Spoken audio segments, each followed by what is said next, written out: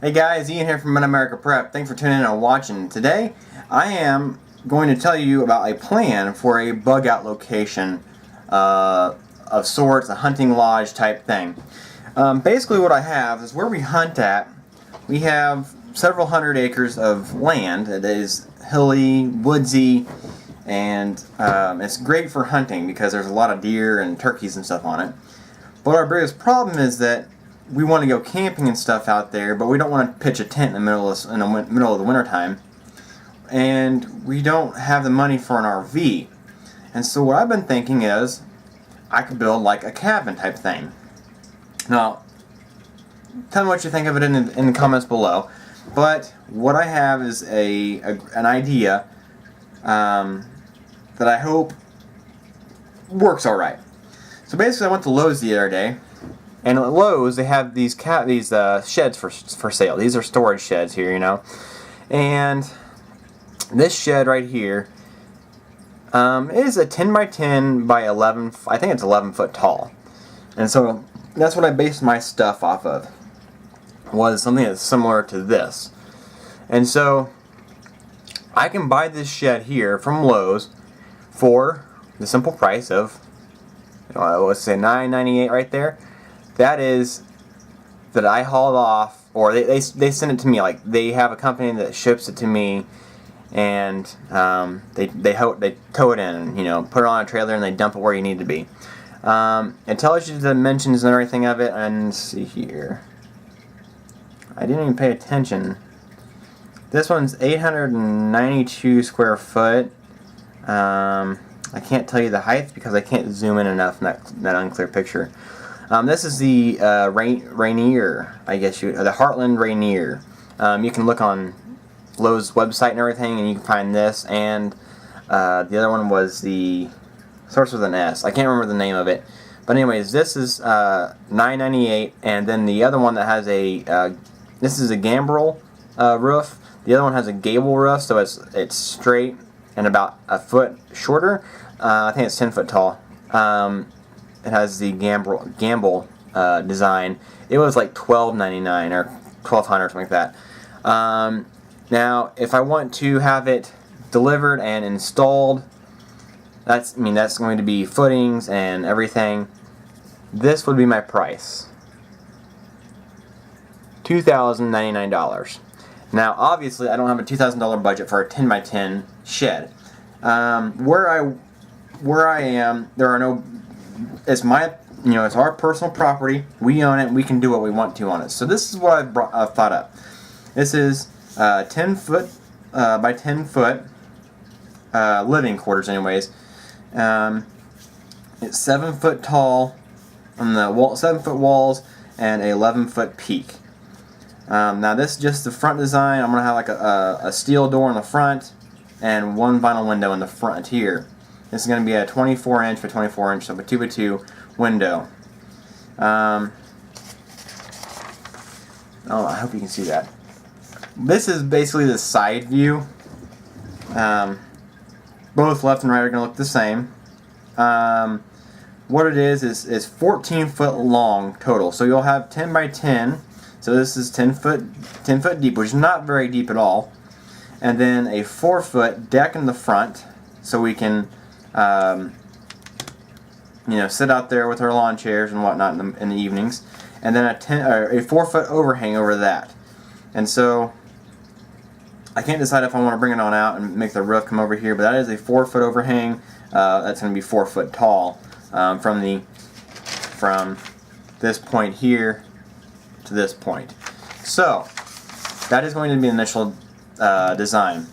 I also wanted to do the 4 foot overhang because in the inside, what I have intentions of is in this one here, they have the ability to put a loft in the back with just a 4x8 sheet of plywood and a couple of 2x4s across, and I'll make you a storage loft. But what I want to do is put some 2x4s across here and make this into a sleeping loft. So one little I could get a twin mattress or a thinner mattress, like a 4-inch or so mattress, just a foam mattress I could put there, and I could do the same over here. So your living quarters are up the top. Yes, this one's going to be a little bit colder, but I will insulate it inside. And then I also want to put a fireplace over here. This is on the ground level, on the what would be facing this direction. It would be right in this area on the side, and then a smokestack would come out and open this side, so it can keep warm in the wintertime. This last winter, it was like in the 50s, almost 60 degrees during deer season, and that was abnormal for my area for December, and that's why my deer was like this big, and everybody else got their deer before me because it was colder at the beginning of the season, and I got to go out at the end of the season, so that's what screwed me over. But anyways, I want to put living quarters, like you should say, right here and here, so we'll have 6 foot between there. So it's going to be a 7 foot by 6 foot headroom area, and then there will still be standing room right here, 6 foot of it at least, and then I can put like a futon or something right in this area down below. So if somebody else wanted to come in, on top of the little fireplace, I want to put like a small sink in there, but the fireplace will double as our cooking stove. So it'll be a camping, one of those camp stoves. I think it's like a 5-gallon size bucket, reasonable around there. 5 to 10 gallon bucket size camp stove with a flat top, so you can boil your water and whatnot, like a potbelly stove basically. That's my intentions there. And then this is my layout. It will be, all my walls will be 2 foot centers because I'm going to be building them out of 2x4s. But being this is 10 by 10, my structure won't have to be 16-inch centers, so it's going to be 24-inch centers, and it won't be that bad. Actually, I was going to go by 2x3s because structurally they're only a half-inch difference, inch difference between the 2x3 and the 2x4 in the overall true dimensions, and this will be very structurally sound. So here you see the 10 by 10, and then the 4 foot 4 foot deck in the front, and all I'm doing here is measuring or counting how many 2x4s I would need, or 2x3s I guess, for the walls, and then this all here, all these little lines in the middle are accounting for the gambrel roof, and as to what we need to build that. Now my big dilemma here is this right here. As you can see, these look like stacked blocks, right? This is a center block wall, and this is going to be the footings. My intentions is to dig a 6 foot hole, or maybe a 7 foot hole with a footing, and then build on it up. So the shed itself is above ground, but I have a 6 foot a 10 by 10 by 6 foot deep basement where I'm at. Where I intend on putting this is on top of a hill. The basement is not needed, but I want to be able to store stuff here, and it's going to be kind of hidden. You won't, unless you know it's there, you won't know it's there. That's the big thing. So basically, it'll be one of those trapdoor type things. To get down into here, I think I was going to do a 2 foot by 4 or 3 foot trap door with stairs down, and you can store stuff below, supplies, food, because since this will be 6 foot underground, the ground temperature will keep it at root cellar temperature, so 60 degrees below roughly, so it won't be bad, and then insulated flooring. This is the floor layout. So this is going to be, the subfloor, I guess you could say. These are going to be I said 16 foot, but they're going to be 14 foot runners. Going to be going all the way out to the front, and then a 10 footer here, 10 footer here, and 14 foot. And then I can't decide if I should go ahead and do treated or untreated in the centers, being that these are going to be not touching the ground because the basement. So if I decided to do the basement thing, these won't be treated. I'm not going to be worrying about it. I'm going to put a 4x4 in the center to hold the floor up, in case something happens. But I'll have 4x4s on each corner, and then in the center of it, or the rough center, so probably on the opposite side of the center joist. And then I do a lot of my stuff all by hand, and then I will go back and I'll do a 3D AutoCAD on the computer. I have access to AutoCAD, or a design program, or similar to AutoCAD basically, but this is what I've drawn out for plywood and what I need. This is the side, front, left and right side views, and then the back side and the front side, how much I need for plywood.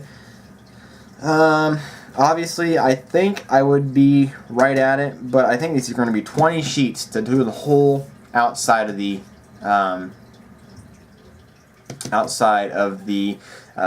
shed itself, or living quarters, cabin thing.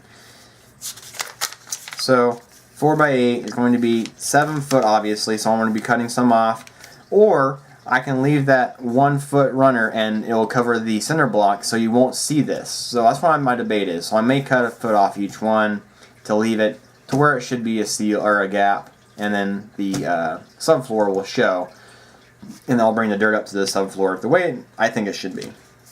So this is the left side, right side, back side, which is going to take 3.5 pieces, and then the front side is going to take 3.5 pieces. These are going to take 1, 2, 3, 4, 5, 6 pieces of plywood.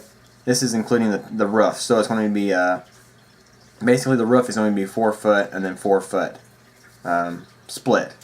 So as in on this picture right here, that's 4 foot or just under 4 foot across. So I think it's actually 40 inches there, and this is 48. So I'll be losing a couple inches on each one. That'll be easy to take care of. I may have with that, I may keep it a 4-inch or 8-inch overhang, probably a 4-inch, to account for the water dripping off, which will be reserved. I will be putting a roof on it, going to help me out with that.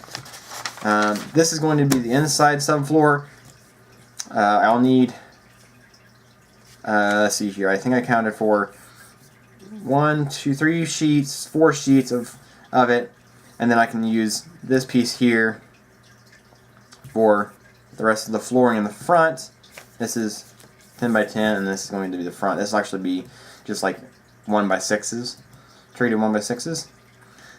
This is accounting for the loft in the front. That's what this is. If you can read that, this is loft. So a piece for that and a piece for here. So I got 5 pieces inside, minus this little bit here, which will be coming from this little section. So I don't know if I want to do tongue and groove, or if I want to do just regular plywood, like MDF board or whatever it is. Not MDF, but the fiberboard crap. I can't remember the name of it. $7 a sheet, so that's the building board. And then these are my costs. So remember, this one right here, I can buy it and have it shipped to me at the location for $1,000. This one, with the basement and everything else, I can build for $674. So what are your thoughts? That is actually not including the door, but I've got a door already, so the door's going to be free. And the window that I want to put in, I'm only putting 1, maybe 2 windows. It's $35. It's a vinyl window, so $70 for the window. So, you know, just over $700, I can build this cabin, which is going to be 10 by 14, 10 by 10 living quarters, with a 10 foot by 10 foot by 6 foot subfloor basement type thing, in it for just over $700. What are your thoughts? Obviously, it's going to be cheaper, but do you think this is going to work for like a bug out location? I want to be more discreet than this, so depending on how it is, I do have a hillside I can build this in, that I can bring the land up to it and stuff, but I'm not for sure if I want to do that. If I do that, I'm just going to do it out of concrete and save some money. It's going to be like $80 a yard, and I think I can do this for like 4 yards with walls and stuff, because I have a friend who does all concrete work and stuff. So maybe he can help me. But here's my idea for a possible bug out location cabin. It's small. It houses 2 to 3 people, 4 people. 2 to 3 comfortably. 4 people, 5 people, I don't know. Just have to squeeze with the ability to cook. And I will have, like I said, the roof. Well, I don't know if I want to do like a shingled roof or a metal roof. The metal roof would be better so I can collect rainwater right off, gutter it, and put it into a bucket. And by doing that, the water will be cleaner, and I can purify it, use it for cooking. The restroom, I'm going to make an outhouse next to it, so probably a 4x4 by 6 foot outhouse, and go from there. I don't know. What are your thoughts? Let me know. See you guys later. Ian from America Prep. You guys be safe.